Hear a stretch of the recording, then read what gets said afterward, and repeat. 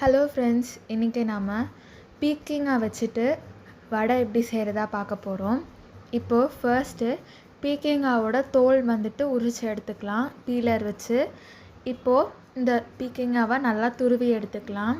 துருவி எடுத்ததுக்கப்புறம் அதில் கொஞ்சம் உப்பு சேர்த்து கொஞ்சம் நேரம் மூடி வச்சு எடுத்தீங்க அப்படின்னா தண்ணியெல்லாம் தனியாக பிரிஞ்சு வந்துடும்.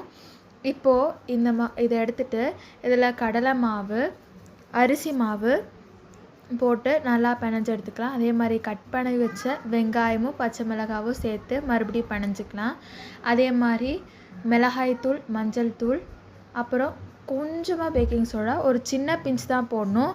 நிறைய சேர்த்தோம் அப்படின்னா நிறைய எண்ணெய் உறிஞ்சிக்கும், அதனால் சின்ன பிஞ்ச் சேர்த்தா போதும். இப்போது நம்மளோட மாவு ரெடி. இப்போ இது நம்ம வந்துட்டு எண்ணெயில் ஃப்ரை பண்ணி எடுத்தோம் அப்படின்னா சூப்பராக பீக்கிங்காக வடை ரெடி ஆயிரும். இது கூட நாங்கள் கெச்சப் போட்டு சாப்பிட்டுக்கிட்டோம்.